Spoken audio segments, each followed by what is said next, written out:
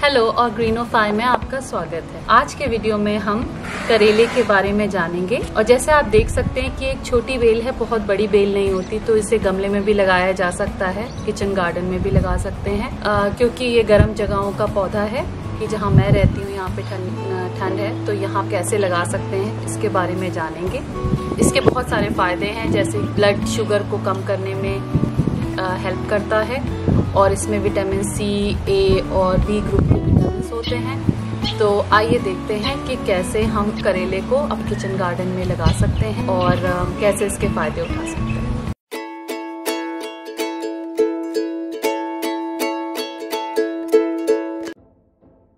तो पहला विचार जब हम करेले की बात करते हैं तो आता है कि इसको लगाना बहुत मुश्किल होगा या फिर ये बहुत पॉपुलर नहीं है, तो ये बहुत लाभकारी नहीं होगा।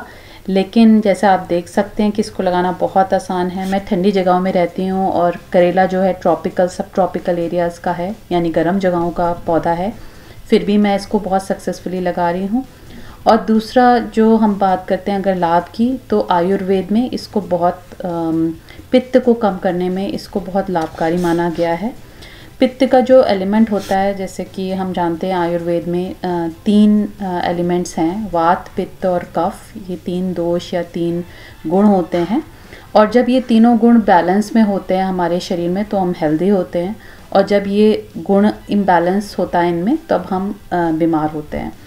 और पित्त का जो एलिमेंट होता है वो जो है, हमें अगर हम शरीर की बात करें तो वो हमें स्किन में जो एक्ने और कील मुहासों के फॉर्म में दिखता है, जो गर्मी होती है, या एसिडिटी में, या फिर जो पेट से रिलेटेड बीमारियां हैं, पेट, kidney, liver, spleen, gall bladder, ये पित्त के बढ़ने से होती हैं। और इनको कम करने के लिए या इनको बैलेंस करने के लिए करेला बहुत लाभकारी माना गया है। तो करेला होता है, इसका साइंटिफिक नेम मोमोर्डिका चेरेंशिया होता है।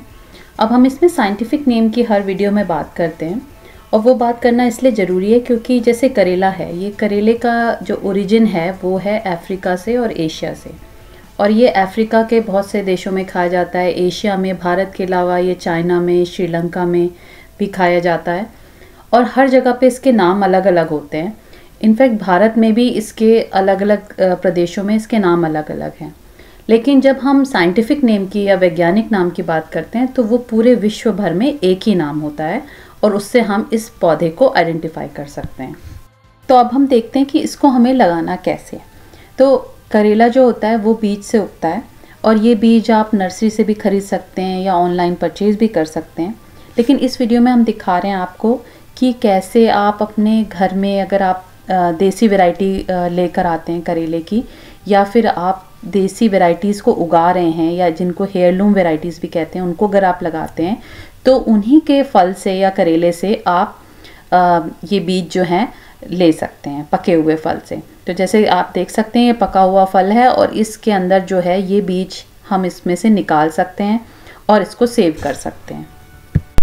जैसा कि आप देख सकते हैं कि करेले का बीज जो बाहर से है बहुत कड़ा है, तो हम इसको पानी में भिगो लें ओवरनाइट, ताकि इसके बाहर की स्किन सॉफ्ट हो जाए और ये जल्दी से जर्मिनेट हो सके। तो सबसे ज़रूरी चीज़ जो है वो है कि हमारी मिट्टी जो है वो उपजाऊ हो। और जैसे आप देख सकते हैं कि हमारी मिट्टी का जो रंग है वो चॉकलेटी ब्राउन कलर का है और भुरभुरा उसका टेक्सचर है। ये इसलिए क्योंकि हम इसमें केमिकल फर्टिलाइज़र्स नहीं डालते हैं, और इसमें हम घर में बनी हुई वर्मी कंपोस्ट जो कि किचन वेस्ट से बनती है वो डालते हैं। आप इसमें गोबर की भी खाद डाल सकते हैं, या कोई और खाद जो ऑर्गेनिक मटेरियल के सड़ने से बनती है वो डालें। अब करेला लगाने से पहले हम सबसे पहले मिट्टी को तैयार कर लेते हैं। तो जैसे आप देख सकते हैं कि इसमें गुड़ाई कर लें, ताकि जो मिट्टी है वो थोड़ी सी खुल जाए, और जब उसमें अंकुरन हो तो पौधा आराम से बाहर आ जाए।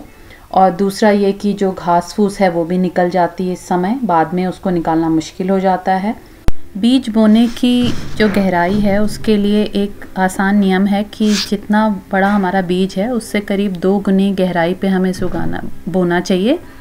और बोते समय मिट्टी में या तो पहले हम पानी डाल लें, या एक अच्छी बारिश के बाद उसको बोएं, या फिर पानी बोने के बाद हम उसमें अच्छे से पानी डाल सकते हैं। करेले में जो अंकुरन है वो करीब 10 से 15 दिन में हो जाता है। और इसके लिए जो तापमान चाहिए होता है, उपयुक्त तापमान है, वो है 25 से 28 डिग्री का, जो कि ज़्यादातर जगहों पे या तो वसंत ऋतु में होता है या हमारे जैसी ठंडी जगह में ग्रीष्म ऋतु में होता है। क्योंकि करेला गर्म जगहों का पौधा है, ट्रॉपिकल सब ट्रॉपिकल एरियाज़ का, तो इसको आप गर्मियों में इसको आप पूरे साल भी लगा सकते हैं ऐसी जगहों पे। और जैसे आप टेबल में देख सकते हैं कि ठंडी जगहों में इसको आप वसंत ऋतु या ग्रीष्म ऋतु में ही लगा सकते हैं। और इसको पाले से बचाना होता है। और जैसे इस पौधे में दिख रहा है कि पाला पड़ते ही ये बेल खराब होने लगती है। एक चीज़ ध्यान रखने की है कि जब ये बेल बड़ी होने लग जाए तो हम इसे किसी मचान पे, लकड़ी की मचान पे या कोई इस तरह की चीज़ें नीचे रख के ताकि इसको उस पर चढ़ा दें, ताकि जो बेल है वो नीचे पानी के टच में ना आए और ख़राब ना हो, और जो फल है वो भी ख़राब ना हो। करेले की दूरी दूसरे पौधे से या करेले के पौधे से करीब 50 से 100 सेंटीमीटर की होनी चाहिए, यानी आधे से 1 मीटर की, ताकि वो अच्छे से फैल पाए। और इसको पूरी खुली धूप चाहिए होती है, और ज़मीन में या मिट्टी में इसमें नमी चाहिए होती है, लेकिन पानी रुका हुआ नहीं होना चाहिए। और करीब 70 से या 75 से 90 दिन में इसमें फल आने शुरू हो जाते हैं। एक इंटरेस्टिंग चीज़ जो ये कद्दू वर्गीय सब्जियों में या बेलों में होती है वो ये कि इनमें जो मेल और फीमेल फ्लावर्स अलग अलग होते हैं।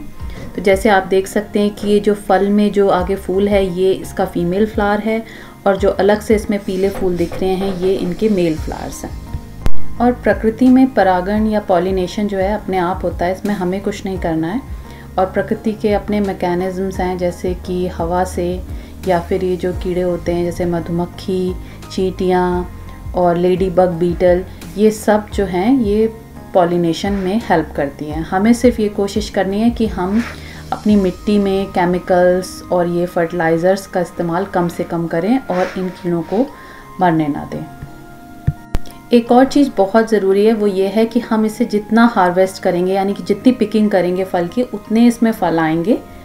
और हमें ये नहीं सोचना चाहिए कि बहुत सारे फल आएँ उसके बाद हम इसको पिक करना शुरू करें। तो एक एक दो फल जब भी आता है उसको तोड़ते रहना चाहिए।